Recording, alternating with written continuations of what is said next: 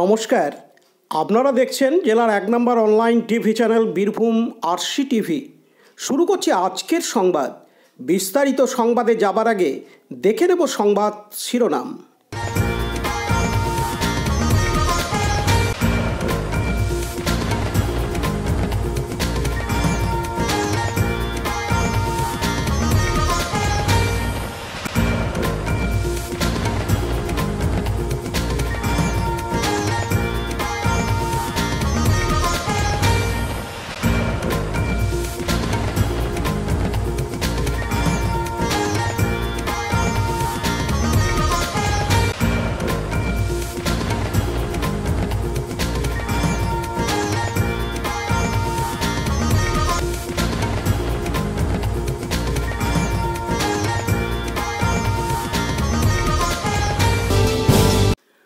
Vote প্রচারের পাশাপাশি ডকুমেন্টারির মাধ্যমে নতুন পন্থাতে বীরভূমের ভোট প্রচারে নামলেন লোকসভার তৃণমূলের প্রার্থী শতাব্দী রায়।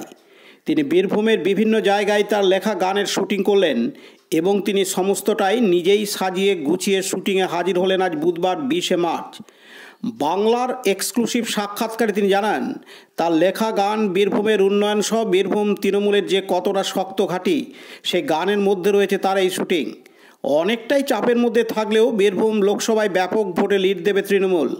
আর এখনও পর্যন্ত বিজেপি, সিপিআইএম এবং কংগ্রেস প্রার্থী না দেওয়ায় মাঠে ময়দানে লড়াইয়ের কাউকে দেখতে পাচ্ছেন না ভোট প্রচারে।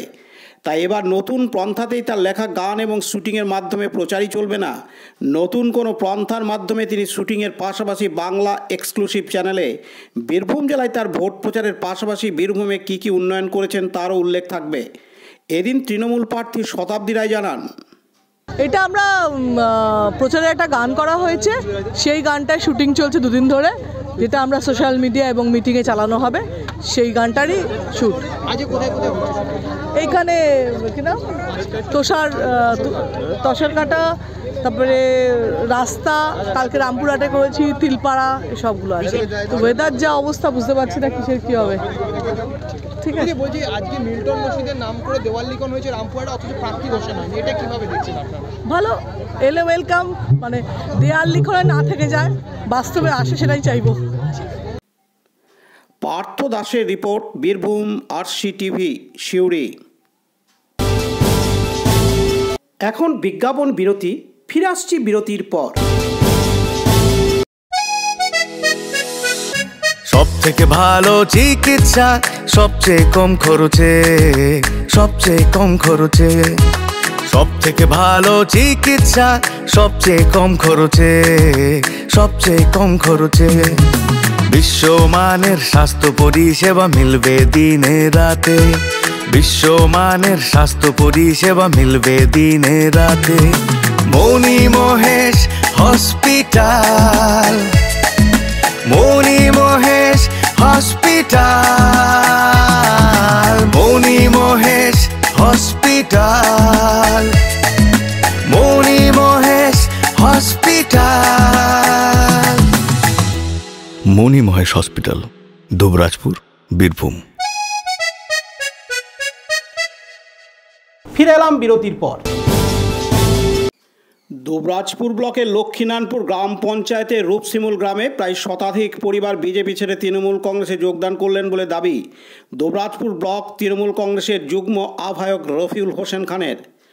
আজ বুধবার 20শে মার্চ রূপসিমুল গ্রামের কমিউনিটি হলের সামনে একটি অনুষ্ঠানের মাধ্যমে বিজেপি ছেড়ে শতাধিক পরিবার যোগদান করলেন তৃণমূল কংগ্রেসে। তাদের হাতে তৃণমূল কংগ্রেসের দলীয় পতাকা তুলে দেন দুবরাজপুর ব্লক তৃণমূল কংগ্রেসের যুগ্ম আহ্বায়ক রফিউল হোসেন খান। সঙ্গে ছিলেন অঞ্চল সভাপতি কাজল খান সহ তৃণমূল কংগ্রেসের অন্যান্য নেতৃত্ব। এদিন বিজেপি ছেড়ে তৃণমূলে যোগদানকারী পরমেশ্বর দাস বলেন, বিজেপি আমাদের সেরকম কোনো কাজ করেনি, আমাদেরকে বলেছিল ভোটের সময় এই করবো ওই করবো, সেরকম কোনো কিছু করে নাই। আমরা পরে সেটা বুঝতে পারি, তারপর আমরা ঠিক করি যে আমরা গোটা 100টা পরিবার বিজেপি থেকে আমরা টিএমসিতে মমতা ব্যানার্জির সঙ্গে যোগদান করার জন্য প্রতিশ্রুতি নিয়েছি। না, যেটা বলেছিল সেটা করে নাই, কাজ কিছু করে নাই। আমাদের প্রতিশ্রুতি দিয়েছিল কিন্তু সেই কাজ আমাদের হয়নি।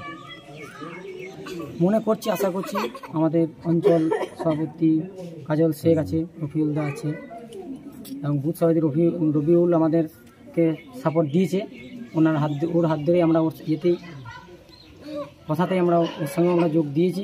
ওই আমাদেরকে সব কিছু বলেছে যে হ্যাঁ থাক আমাদের রুসমলের রবিউল, এবং এটাই আমরা চাইছি যেন আমাদের কাজ সব ওনারা সাকসেস করে। মমতা উন্নয়ন দেখতে পেয়েছি এবং এখন বুঝতে পারছি মমতা 100 দিনের জন্য কাজের টাকাগুলো ঢুকিয়েছে, গরিব মানুষের কিছু সাহায্য হয়েছে। কতগুলো পরিবার আজকে আপনারা যোগদান করলেন তৃণমূলে? 80 থেকে 100টা পরিবার আমরা যোগদান করেছি বিজেপি থেকে তৃণমূলে। আপনার নামটা? আমার নাম পরমেশ্বর দাস। পরমেশ্বর দাস। পাশাপাশি এদিন দুবরাজপুর ব্লক তৃণমূল কংগ্রেসের যুগ্ম আহ্বায়ক রফিউল হোসেন খান জানান, আমাদের লক্ষ্মণপুর অঞ্চল দুবরাজপুর ব্লক রুকসমলি গ্রাম থেকে আজকে 100টা পরিবার বিজেপি ছেড়ে তৃণমূল কংগ্রেসে যোগদান করলেন। ওরা দেখেছেন যে সামনে নির্বাচন যখনই আসে তখনই বিজেপি এসে বিভিন্ন রকম একটা মিথ্যা প্রতিশ্রুতি দিয়ে তাদের ভোট লুট করে নিয়ে চলে যায়। তাই ওনারা বুঝতে পেরেছেন যে মুখ্যমন্ত্রী মমতা বন্দ্যোপাধ্যায় যেভাবে উন্নয়ন করেছেন, আমাদের অভিষেক বন্দ্যোপাধ্যায় উনি সেনাপতি হিসেবে দিল্লি যে 100 দিনের কাজের টাকা যেভাবে আদায় করে নিয়ে এসছেন, সাধারণ খেটে খাওয়া মানুষ যারা মাথার ঘাম পায়ে ফেলিয়ে সেই টাকা থেকে বঞ্চিত হয়েছিলেন, এবং আপনারা সবাই জানেন তার সাথে সাথে অনেক কিছু প্রকল্প থেকে ওনারা বঞ্চিত। একমাত্র মুখ্যমন্ত্রী মমতা বন্দ্যোপাধ্যায় তাদের পাশে দাঁড়াতে পারেন, তাই আজকে তার উন্নয়ন দেখে আজকে বিজেপি ছেড়ে তৃণমূলে যোগদান করলেন। এরা 100% আমাদের পাশে দাঁড়াবেন এবং আমরা আজকে তৃণমূল কংগ্রেসের নেতৃত্ব হিসেবে এখানে কথা দিয়ে যাচ্ছি, এনারাও যে সময় আমাদেরকে যখন ডাকবেন তখন আমরা পাশে থাকব, এটা আমরা আজ থেকে প্রতিশ্রুতি দিচ্ছি। এবং আমাদের অঞ্চল সভাপতি কাজল খান আছেন, এখানে আমাদের বুথ সভাপতি আছে এবং আমাদের যারা প্রতিনিধিরা রয়েছেন সবাই এদের পাশে থাকবেন। এবং আমাদের মুখ্যমন্ত্রী মমতা বন্দ্যোপাধ্যায় যেভাবে মানুষের পাশে থাকেন সেইভাবে কিন্তু আমরা অঞ্চল নেতৃত্বরা যারা রয়েছেন, ব্লক নেতৃত্ব যারা আছি, আমরাও সবাই মানুষের পাশে সেইভাবেই দাঁড়িয়ে থাকব। লালটু মুখার্জির report, Birbhum RC TV, Dubrajpur. এখন বিজ্ঞাপন বিরতি, ফিরে আসছি বিরতির পর। বঞ্চনার অবসান, শ্রমের সম্মান। 100 দিনের কাজের অদক্ষ শ্রমদানকারীদের জীবনে এলো নতুন প্রভাতের আলো। মাননীয় মুখ্যমন্ত্রী মমতা বন্দ্যোপাধ্যায়ের উদ্যোগে তাদের 2 বছরের বকেয়া মজুরির বঞ্চনার অবসান হল।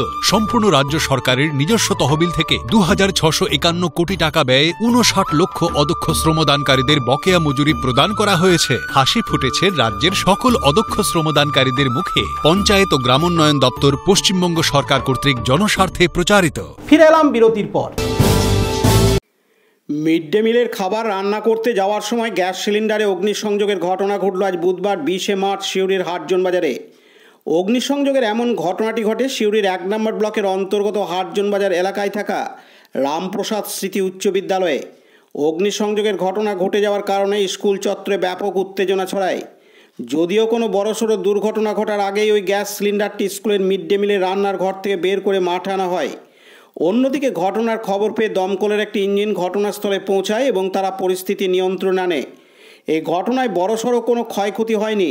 এদিন মিড ডে মিল রান্না করার দায়িত্বপ্রাপ্ত এক মহিলা জানান, গ্যাসটা ধরাতে গেছে, তখন গ্যাসের মধ্যে পাইপটা আগুন চলে গেছে। তারপর তো আমরা সব জল ঢালা বালি দিয়ে নিবানো, আর হচ্ছে না। মাস্টাররা মানে জান প্রাণ দিয়ে করেছে, ওনারা যা করেছে না সত্যি।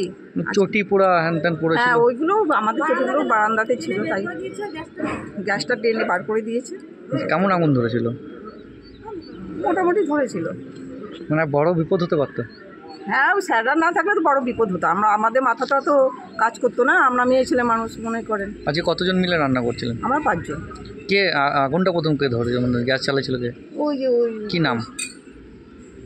নাম ছায়া দাস। আচ্ছা, তারপরে আগুন ধরে যায়? হ্যাঁ, উনিও বুঝতে পারেন কিভাবে লেগেছে, কি উনি গ্যাসটা জ্বালাতে গেছে তখন লেগে গেছে। কি নাম আপনার? আমার নাম জয়া পাল। আপনারা কজন মিলে রান্না করছেন? 5 জন। আপনারা প্রতিদিন রান্না করেন? হ্যাঁ, আমরা স্কুল খোলা পর থেকে আমরা রান্না করি। আজকে কি মিড ডে মিল রান্না হয়েছে? আর না, রান্না তাহলে আজকে খাবার আজকে আর আমাদের মানে ভালো লাগছে না করতে। রান্না বন্ধ? হ্যাঁ, রান্না বন্ধ করে দিলাম। স্যারদের আমাদের হাত পা কাঁপছে। স্যার বলেনি যে রান্না হবে না, আমরা নিজেরাই বলছি। পাশাপাশি এদিন রামপ্রসাদ স্মৃতি উচ্চ বিদ্যালয়ের প্রধান শিক্ষক প্রবীর কুমার দাস বলেন। পার্থ দাসের report, Birbhum RC TV, Suri. এখন বিজ্ঞাপন বিরতি, ফিরে আসছি বিরতির পর। RCS Network, high speed internet, broadband, cable TV and landline service provider, Dubrajpur, Birbhum.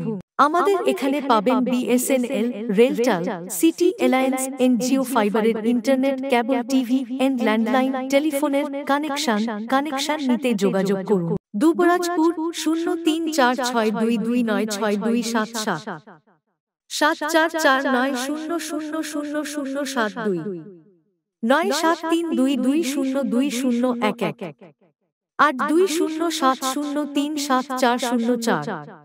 Suri 034622999995 9647669665 7063544520। ফিরে এলাম বিরতির পর। গতকাল মঙ্গলবার 19শে মার্চ দুপুর 2টো থেকে 2:30 নাগাদ সিউড়ি স্টেশন লাগোয়া এলাকা থেকে সিউড়ি থানার পুলিশ গোপন সূত্রে খবর পেয়ে প্রায় 30 কেজির উপরে গাঁজা সহ 4 মহিলাকে গ্রেপ্তার করে। আজ বুধবার 20শে মার্চ তাদের সিউড়ি আদালতে তোলা হলে পুলিশের পক্ষ থেকে 7 দিন পুলিশি হেফাজতের আবেদন জানিয়েছিল আদালতের কাছে।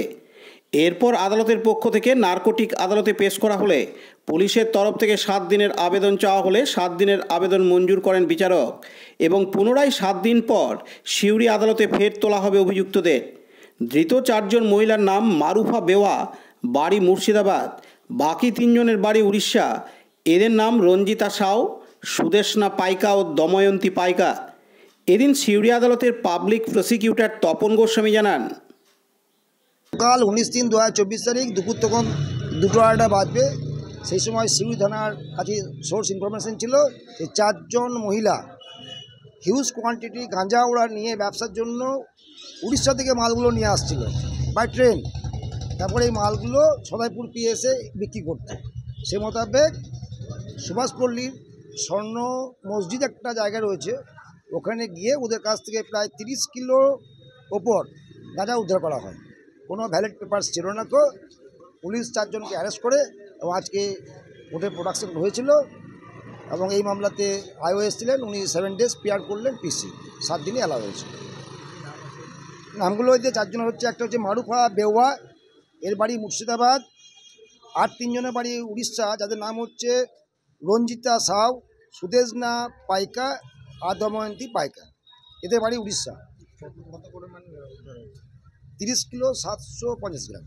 এটা কি প্রথম এরকম করছে না এর আগেও? এটা তো বাই প্রফেশন ওইসব করে বেড়ায়, বিভিন্ন জায়গায় দেখতে হবে। এখন কালকে অ্যারেস্ট হয়েছে তো, কোন কোন জায়গায় কেস আছে, কি করে, এগুলো দেখা যাক এখন।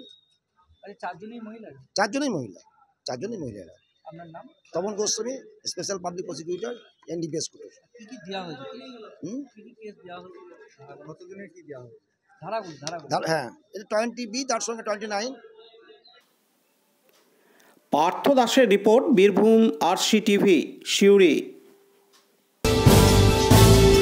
এখন বিজ্ঞাপন বিরতি, ফিরে আসছি বিরতির পর।